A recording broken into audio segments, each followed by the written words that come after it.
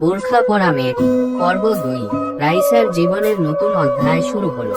বৃত্তি পেয়ে সে শহরের কলেজে ভর্তি হলো। প্রথম দিন বোরকা পরে ক্লাসে ঢোকার সময় অনেকেই তাকে অবাক হয়ে দেখল। কেউ কেউ ফিসফিস করলো, বোরকা পরে কি কেউ আধুনিক পড়াশোনা করতে পারে?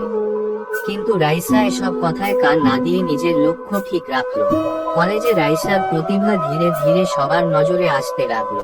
প্রতিযোগিতায় অংশ নিলে সে সব সময় সেরা হয়। শিক্ষকরাও তাকে নিয়ে গর্ব অনুভব করত। তবে নতুন জায়গায় চ্যালেঞ্জও কম ছিল না। একদিন ক্লাসে প্রেজেন্টেশনের সময় একজন সহপাঠী তাকে বলল, তুমি যদি বোরকা না পরতে, সবাই তোমাকে আরো ভালোভাবে গ্রহণ করত। রাইসা মুচকি হেসে বলল, আমার যোগ্যতা কি আমার পোশাকের চেয়ে কম? আমি বোরকা পরে থাকি কারণ এটা আমার পরিচয়ের অংশ, কিন্তু আমার মেধা দিয়ে আমি নিজেকে প্রমাণ করতে চাই। তার কথায় পুরো ক্লাসে নীরবতা নেমে এলো। এদিকে রাইসার বাবার মনেও পরিবর্তন আসতে শুরু করলো। প্রতিবেশীরা যখন তার মেয়ে নিয়ে গর্ব করে কথা বলতো, তখন তিনি বুঝতে পারতেন মেয়েদের পড়াশোনার অধিকার দমন করা ঠিক নয়। তিনি ধীরে ধীরে রাইসাকে সমর্থন দিতে শুরু করলেন। একদিন কলেজে একটি বিতর্ক প্রতিযোগিতা আয়োজন করা হলো।